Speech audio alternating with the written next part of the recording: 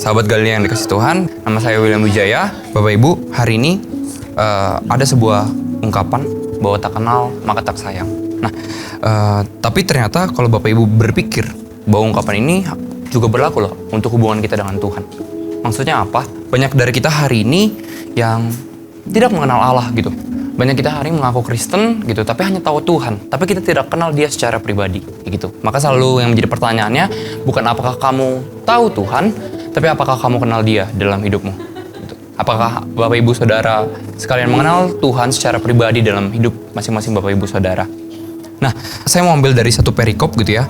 Matius 8 ayat 23-27. Saya akan bacakan dulu perikopnya, angin ribut diredakan. Lalu Yesus naik ke dalam perahu dan murid-muridnya pun mengikutinya. Sekonyong-konyong mengamuklah angin ribut di danau itu, sehingga perahu itu ditimbus gelombang. Tetapi Yesus tidur. Maka datanglah murid-muridnya membangunkan Dia, katanya, Tuhan, tolonglah, kita binasa. Ia berkata kepada mereka, mengapa kamu takut, kamu yang kurang percaya? Lalu bangunlah Yesus menghardik angin dan danau itu, maka danau itu menjadi teduh sekali. Dan heranlah orang-orang itu, katanya, orang apakah dia ini, sehingga angin dan danau pun taat kepadanya. Nah, Bapak Ibu, perikop ini menggambarkan saat itu murid-murid ada di dalam perahu dan angin ribut datang kayak gitu. Nah, tapi kenapa yang menjadi respon murid-murid lah yang ingin saya sorot. Kenapa seperti itu? Bayangin ya Bapak Ibu, kalau saat itu murid-murid ada bersama Yesus. Dia adalah Allah pencipta langit dan bumi, Allah yang berkuasa atas alam semesta, Allah yang ada dari kekal sampai kekal. Gitu. Tapi nyatanya ketika angin ribut, ketika peristiwa alam yang seharusnya menjadi di bawah kekuasaan Yesus itu, gitu ya, menyerang, murid-murid takut gitu. Padahal dia sedang bersama sang penguasa alam itu sendiri. Gitu. Nah ini kenapa murid-murid takut? Jawabannya adalah karena murid-murid nggak kenal Yesus secara pribadi. Mereka hanya tahu Yesus. Nah, begitu juga kita hari ini Bapak Ibu. Kalau mau kita renungkan, bukankah kita juga sering kali mengaku tahu Tuhan, tapi kita tidak kenal Dia? Sehingga dampaknya ketika segala sesuatu terjadi tidak sesuai dengan harapan, tidak sesuai dengan kenyataan, ketika segala sesuatu terjadi mulai ke arah yang negatif, kita mulai meragukan pertolongan Allah. Kita mulai meragukan kekuasaannya, sehingga kita bertanya, apakah ada Tuhan? Sehingga kita bertanya, Tuhan kamu kemana? Sehingga kita mengalami kekecewaan, gitu.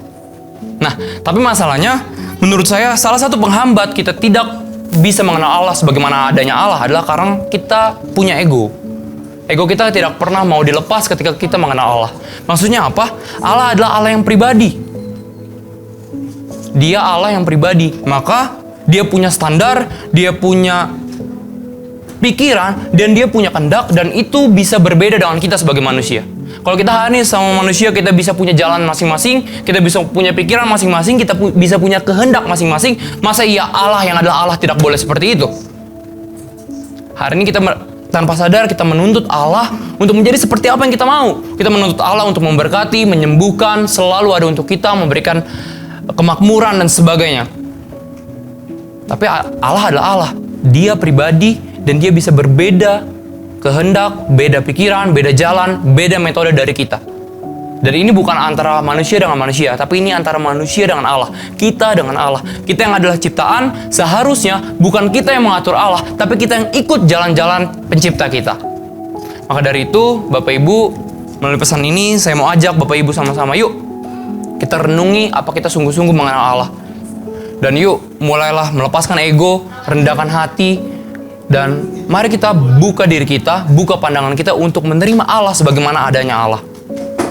Dan salah satu cara yang sangat baik gitu ya, cara paling alkitabiah untuk mengenal Allah adalah lewat Alkitab itu sendiri. Jadi melalui renungan singkat pada hari ini, saya mau ajak Bapak Ibu, yuk kita kembali buka Alkitab kita rendahkan diri kita di hadapan Tuhan. Kita minta pengenalan yang benar, yang utuh tentang Tuhan yang selama ini kita sembah. Mari kita bersatu dalam doa. Bapa dalam surga, kami bersyukur untuk setiap kebaikan Tuhan atas kehidupan kami. Terima kasih Tuhan untuk renungan hari ini. Kami bersyukur Tuhan sudah pimpin kami di dalam setiap kehidupan kami. Kami minta ampun kalau kami terkadang memaksakan ego kami Tuhan di dalam mengenal Allah. Kami memaksakan Allah yang tidak seharusnya Allah. Kami memaksakan Allah menurut pikiran kami, menurut cara-cara kami, dan menurut kehendak kami. Tuhan, kami minta ampun, kami mau bertobat. Bantu kami Tuhan untuk mengenal Allah sebagaimana adanya Allah.